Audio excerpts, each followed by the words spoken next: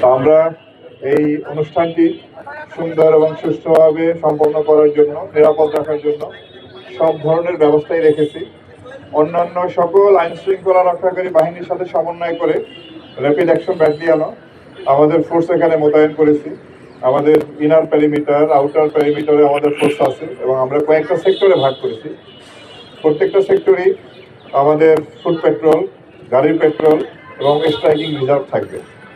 এছাড়াও আমরা অত্র এলাকাটি ভালোভাবে সুইপিং করেছি। আমাদের bomb disposal team stand by থাকবে। স্যান্ডেলিনা সো, রূপচর্চায় আভিজাত্য। এছাড়া পুরো এলাকাটা কি আমরা 64টি ক্যামেরার মাধ্যমে এটা আপনার সিসিটিভির আওতায় নিয়ে এসেছি। আমরা আশা করি যে পরিমাণ নিরাপত্তা ব্যবস্থা আমরা গ্রহণ করেছি, আমরা নিরাপত্তার সাথে নিরাপদে এই অনুষ্ঠানটি সম্পন্ন করতে পারবো। এবং পাশাপাশি আমরা সারা দেশব্যাপী, আপনারা জানেন যে ভাষা শহীদদের প্রতি গভীর শ্রদ্ধা নিবেদন করা হয়।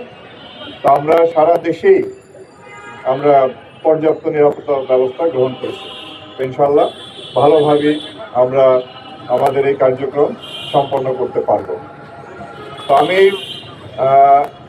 আপনাদেরকে এর আগেও যতবার আপনাদের সামনে মুখোমুখি হয়েছি গত 1.5 বছরে, যখন জুলাই আগস্টের পরে একটা ভঙ্গুর আইন শৃঙ্খলা পরিস্থিতি ছিল, তখন থেকেই কিন্তু আমরা আইন শৃঙ্খলা রক্ষাকারী বাহিনী আপনাদের মাধ্যমে দেশবাসীকে আশ্বস্ত করেছিলাম যে আমরা এই দেশের আইন শৃঙ্খলা পরিস্থিতি এটা নিয়ন্ত্রণে আনতে সক্ষম হব, ভালো করতে সক্ষম হব এবং একটি সুষ্ঠু নির্বাচন করার জন্য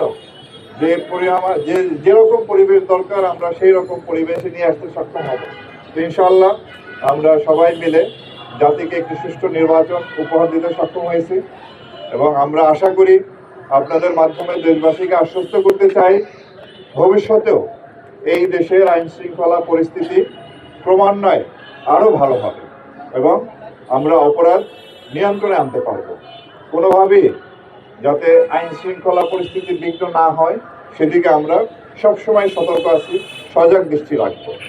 আমরা আপনাদের কাছে দৃঢ়ভাবে বলতে চাই যে দাবি আদায়ের নামে কিংবা আন্দোলনের নামে সাধারণ জনগণকে তাদের উপরে জুলুম করা বা তাদেরকে জিম্মি করে কোনো ধরনের কার্যক্রম আমরা হতে দেব না। আমরা চাই এদেশের মানুষ নির্বিঘ্নে চলাফেরা করবে, তাদের যে স্বাভাবিক জীবনযাপনের যে প্রক্রিয়া কার্যক্রম সেখানে যেন কোনো রকম বাধা না আসে, সেজন্য আমরা সজাগ দৃষ্টি রাখবো।